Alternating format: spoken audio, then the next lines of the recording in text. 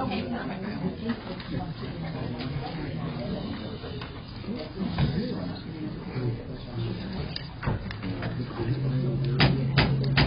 I'd like to call this meeting of the Princeton City Council to order. Clerk, call the roll. Mayor Mabry. Here. Councilmember Newman. Here. Gomez. Here. McCall. Here. And Pulaski. Here. Would you please stand and join us in the Pledge of Allegiance? I pledge allegiance to the flag of the United States of America and to the republic for which it stands, one nation, under God, indivisible, with liberty and justice for all.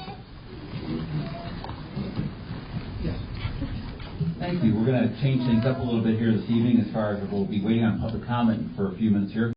We're going to start now with the oath of office for our City Council member Michael McCall, who's returning for another term, and our new City Council member Donald Sletsky for his first time. And we'll have Janet Henning issue that oath of office.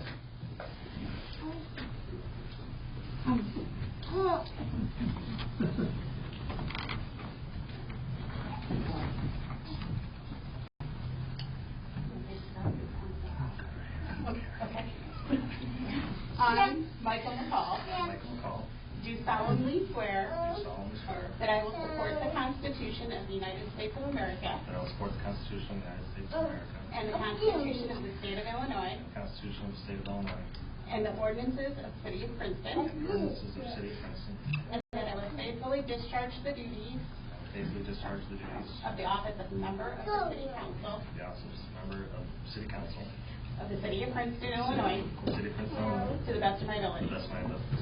Hey,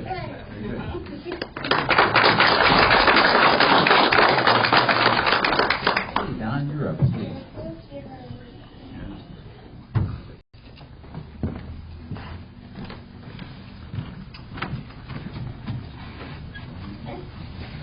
I, Donald Pulaski, I, Donald Sletsky, do solemnly swear do solemnly swear that I will support the Constitution of the United States of America that I will support the Constitution of the United States of America and the Constitution of the State of Illinois and the Constitution of the State of Illinois and the ordinances of the City of Princeton, and the ordinances of the City of Princeton, and that I will faithfully discharge the duties and that I will faithfully discharge the duties of the office of member of the City Council and the office of Mayor, member of City Council of the City of Princeton, Illinois, of the City of Princeton, Illinois, to the best of my ability. to the best of my ability. Okay?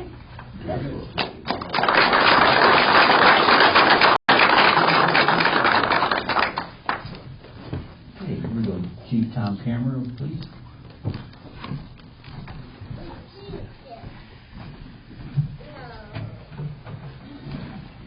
All right, good evening, and thank you all you guys for showing up tonight.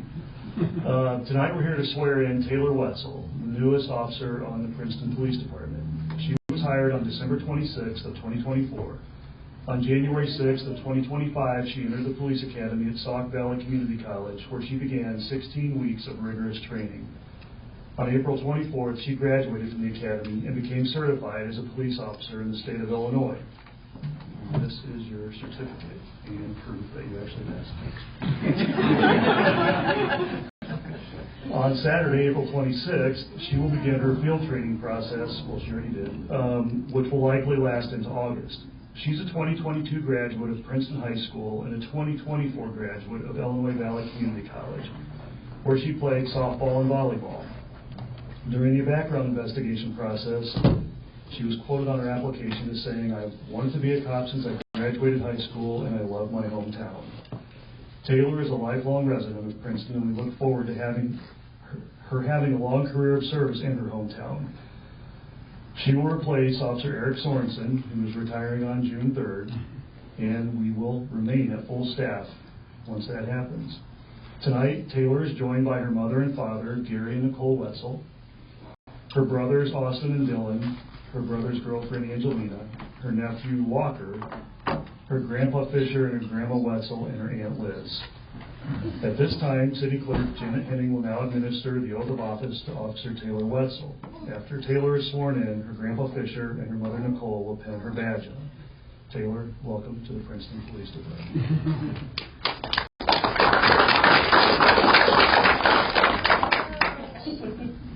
I, Taylor Wetzel, having been appointed to the office of police officer, having been appointed to the office of police officer in the city of Princeton, in the county of Bureau, and state of Illinois, do solemnly swear that I will support the Constitution of the United States of America that I will support the Constitution of the United States of America and the Constitution of the state of Illinois, and the Constitution of the state of Illinois, and that I will faithfully discharge the duties and that I will faithfully discharge the duties of the office of police officer to the best of my ability. of the office of police officer to the best of my ability.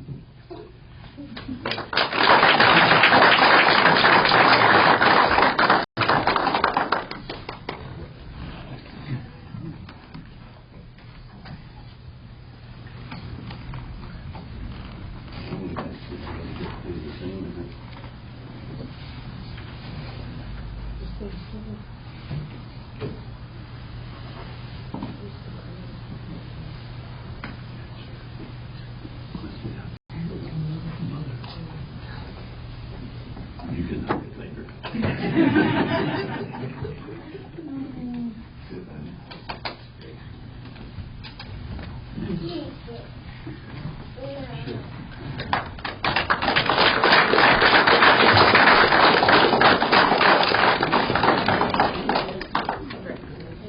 Congratulations.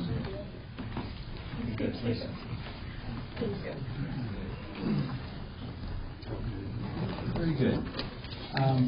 Before we go on, normally when we have a swearing-in ceremony, we ask the family members want to sneak out of here, so feel free. No one, Taylor, if you got things to do, go for it. Please. So very proud of you, Taylor Officer West. Good job, Eric.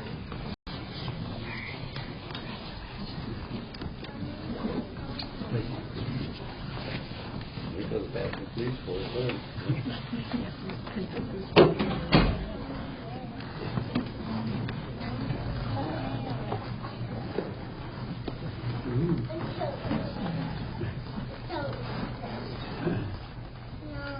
Very good. That's a proud moment. And Chief, you said that when she first started, she was an intern, wasn't she, or like in the high school program? Didn't she come in and shadow back as she's a senior in high school? Mm-hmm.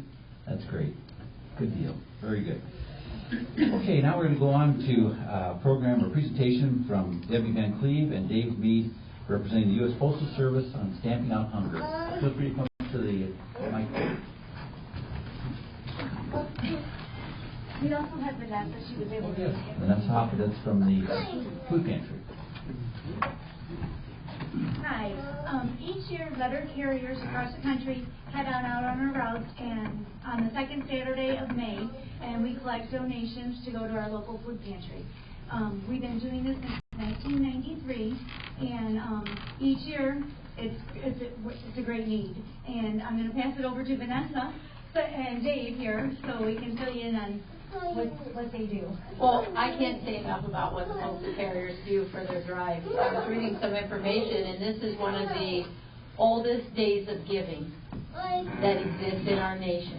So nationwide, carriers across the United States are going to be, in addition to delivering their mail, which think about packages and letters, mostly packages, and in addition to that, they're going to be picking up all of the canned items, all the boxed items, all of the food items that people put outside to pick up in addition to that mail, and then those will get to those of us who run food pantries.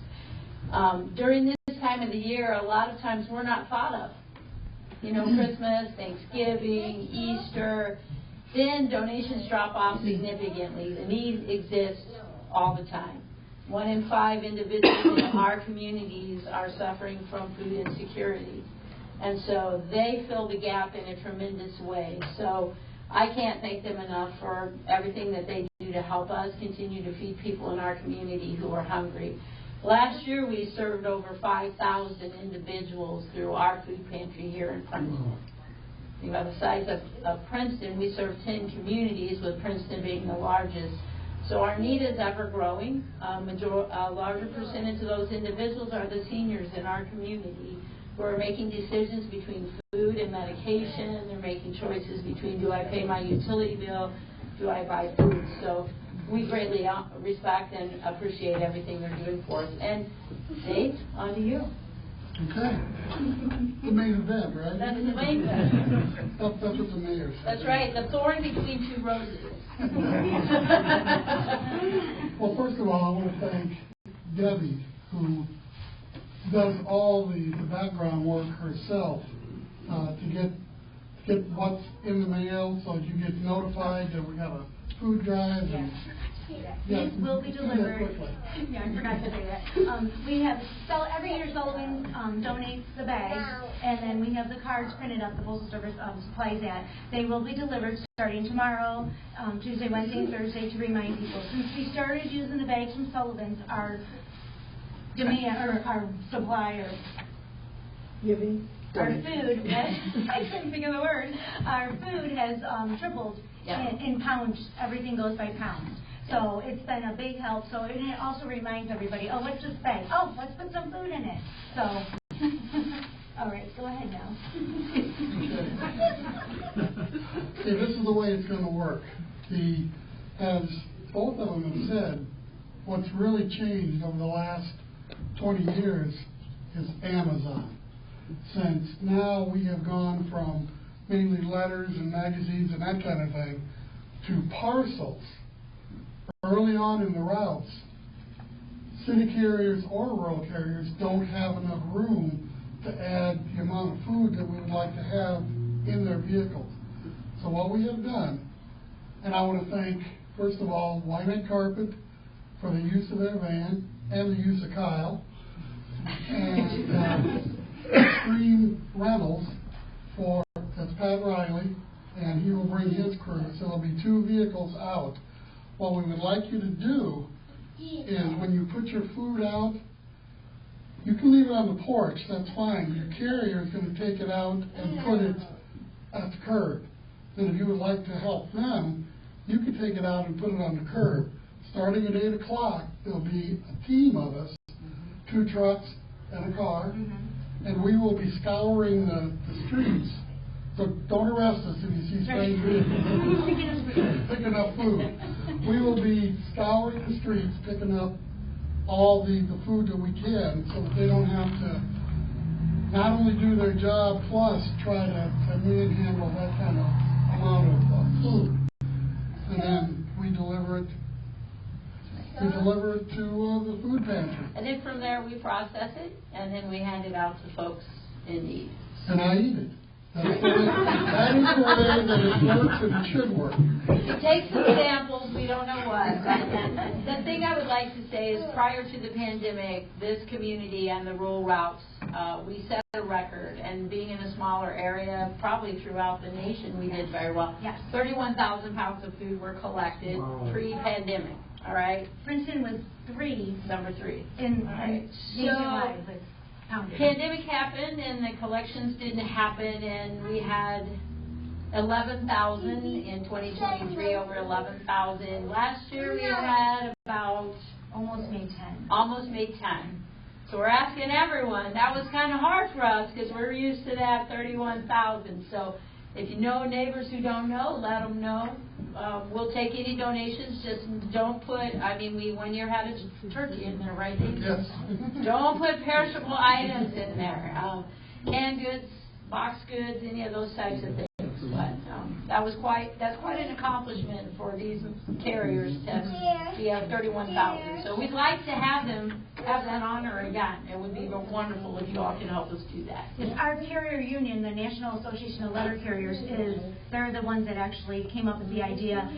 The Postal Service supports it, and so does the Rural Carrier Union. But of course, Postal, they want it to be done in 8 hours. So that's why it's nice to have our helpers to help the carriers get back so we don't incur overtime. And I'm sure if anybody wants to help, or you know of any student who needs service learning hours, they can come to the food pantry because while they're dropping off, we're unloading vehicles and putting food in carts and bringing it inside. So if you know of anyone who hasn't quite started their service learning hours and they're going to be a senior next year, send them our way. They will get credit. We will have pizza, donuts, and those types of things for people working on the pantry end. She puts out a nice spread. That's right. They taste test for me. Yeah, I eat it, like I said. One last thing, if you want to help and you have a truck and you would like to be a part of this, we will be at the post office at 8 o'clock, and we will hand out an area to go to start picking up. Anyone that would want to help us, that would be great. But anyway, well, no, we don't turn anybody. Thank you. Thank you very much. That's all this Saturday, right? This Yes, Saturday. this Got it. Saturday. Very good. Thank Very you. good. Thank you.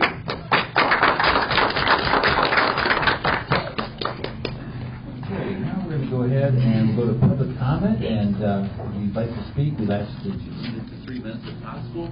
I know for sure we have Victoria Yepsen that's going to speak to us on behalf of the Princeton Tourism. Victoria, please. And you can talk as long as you want, Victoria.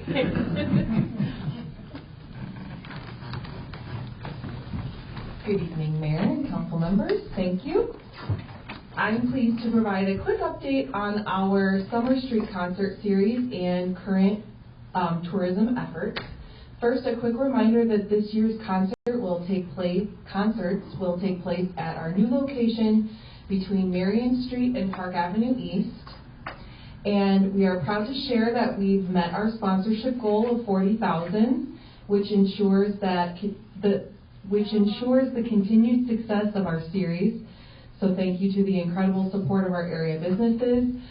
This is our poster here, and we do have all of our sponsors listed. And at the concert series, we will also have an additional banner on the bottom listing our community sponsors that have given.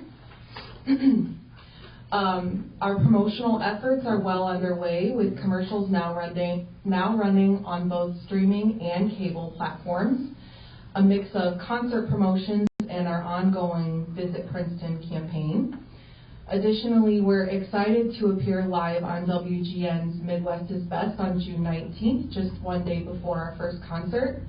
And I will also be featuring Princeton in a 3-month Destination Illinois campaign with WMBD Peoria, Bloomington, offering our great regional exposure. Safety remains a top priority for us. Last week, the Street Concert Committee met with Bureau County EMA, and we're working with Adam Lynn to finalize an incident action plan for the series to keep all attendees and staff as safe as we possibly can. Our first concert is on June 20th, featuring May Estes. And we've already distributed 500 concert magnets. Those things are very popular. So we have another 500 arriving this week. And I do have these are our posters this year. I have some over on the podium over there. If anyone wants to take any to their place of work or spread throughout the community, any help is needed is greatly appreciated. In addition to the concert series, we're kicking off summer as always with Shrimp Fest and the Princeton Mile the first weekend of June, followed by the Homestead Lawn event, Beef and Ag Festival, Detour, and Festival 56's summer season. I'm also working to ensure that the trolley remains active throughout the summer months, helping connect visitors from north to south. Also, starting this month, the Princeton Area Chamber of Commerce is hosting late night shopping. Every third Thursday is the goal from May through September, from 4 to 8 p.m. They will all have a seasonal theme. So this month is April showers brought May flowers. So if you shop, you'll get a little flower and you'll be able to build a bouquet from the different shopping places. So that's fun. Also on that note, the City of Princeton will be hosting the next Chamber After Hours at the Princeton Police Department. And that's from 4 to 6 on May 15th. Lastly, the Tourism Advisory Committee will meet next month to review this year's tourism grant applications. Just a reminder that all applications are due May 30th, and we will announce the awards by June 30th. We're also still taking applications for the Walk of Fame, Princeton's Walk of Fame, and that will be on discussion at the committee meeting as well. Looking ahead, I just wanted to highlight some of our goals for next month. Distributing all visitor information materials, all the updated materials to the hotels and Airbnbs, including the Heritage Corridor Travel Guides, our Princeton Area Chamber of Commerce Community Guides, and our visitors maps, which we've had over 2,000 copies distributed and counting, which is very exciting. And within this communication, I'll be taking advantage of checking in with our lodging partners about tax remittance compliance. And on that note, we will be exploring potential updates to our short-term lodging ordinance to ensure that it remains current and effective. And I think that's about it. Thank you for your support. Very good. Thank you. Is there any questions from the council? Very good. Okay. Thank you, Victoria. Appreciate that. Okay, let's see. Now we're still on public comment. Anybody else would like to speak in public comment? We'll have a second chance at the end of the meeting as well. Okay, very good. Now we'll go to the approval of the minutes, please. I move that we approve the minutes from our council meeting on April 21st, 2025. Second. Motion and second. Any questions or comments about those minutes? Seeing none, clerk call the roll. Councilmember Newman. Aye. Gomez. Aye. McCall. Aye. Gillespie. Aye. And Mayor Mabry. Aye. Thank you. Now we'll go to invoices with City Clerk Janet Henning. In the Department of Accounts and Finances, we have $39,180.89. The Department of Streets and Public Improvement, $227,582.17. Department of Public Safety, $248,408.80. And the Department of Public Property and Utilities, $551,953.46, with a grand total of $1,067,125.32. Mayor, council members present have confirmed the review of all invoices and are now submitted for disposition. I move that we approve the invoices as presented. Second. Motion and second on these invoices. Any questions or comments from the council concerning those invoices? Seeing none, clerk call the roll. Councilmember Newman. Aye. Gomez. Aye. McCall. Aye. Gillespie. Aye. And Mayor Mabry. Aye. Thank you. Now we'll go on to City Manager's report, please, with Teresa Whitnow. And we just started the new fiscal year, so the next month's bill will be up there as well. First thing under my report here is just the announcement of a roof coating on an electric storage building invitation for bids. We will be seeking bids to apply a roof coating on the electric storage building located at 15th Railroad Avenue, the one right up along the railroad tracks up there. Contractor will prep the roof for application of coating, repairing the areas as needed, make skylights safe for foot traffic before applying coating. Project will include a minimum of 10-year warranty on coating. Colors will be optional, but will be determined. Contractor shall remove and dispose of all construction debris and material waste. Prevailing wage will apply. Bids must be in a sealed envelope, clearly marked, electric storage roof coating on the outside of the envelope, and will be collected no later than 10 a.m. on Wednesday, May 28th of 2025. This will be in the paper and on our website as well. Right? On the website? Yeah. Sure. We'll make sure it's out there. Secondly, police pensions for March 2025 financial report is in your packet. And then just as a note of good news, I already, gave the council the good news, which everybody's seen it. The Aldi's sign is out. So you'll see the prep work for the lot up there at the corner of Backbone and Main. And there'll be some other businesses to the front of that property where the Midland Bank building used to be. We'll wait for those announcements if there's a formal announcement on those to come. But the really surprising thing of this is as quickly as our city crews work together with this developer, it's a fantastic team. They're hoping to be open middle of November. So you might be able to do some Thanksgiving shopping there. So I just can't believe how quickly these projects come together. So sounds like they'll be moving some dirt very quick. Actually, they've already been moving dirt, but it's going to be start moving very, very quickly up there. So any questions on that? Great. Well, okay. Anything else, Teresa? No. Very good. I appreciate that. And that is good news. I know you've been working for the past couple of years with all these coming to Princeton, so we appreciate that. And there was no financial incentives offered by the city, so we're really being careful to make sure that we don't create challenges with our existing grocery stores that are here. So we're rooting for them as well, the folks that have been in the trenches all these years selling groceries to the community. Okay, on the mayor's report, I want to remind the council that this Saturday, Miller Hall and Triggs is hosting their elected official meeting.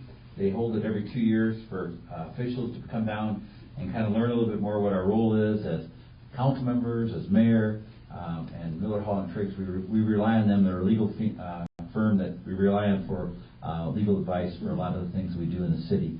So that's education for all of us. I'm going to sneak down there and sit there and learn a few more things as well. With that said, is there any old business this evening? Is there any new business before the council this evening? Is there any additional public comment from anyone? Last call on public comment. Okay, very good. Jerry, if you would, please. I move that we adjourn our regular council meeting tonight and reconvene for our next city council meeting on May 19th, 2025, 6 p.m. at City Hall. Second. Motion second. Clerk call roll. Councilmember Newman. Aye. Gomez. Aye. McCall. Aye. Kransky. No. Gillespie. I knew this was going to happen. Hopefully you get the mayor right. And Mayor Mabry. Very good. Thank you. This meeting is adjourned. Thank you for coming. And Well, it had to happen. It's going to be right and feel free to stick around and talk to your council members. I didn't change that one.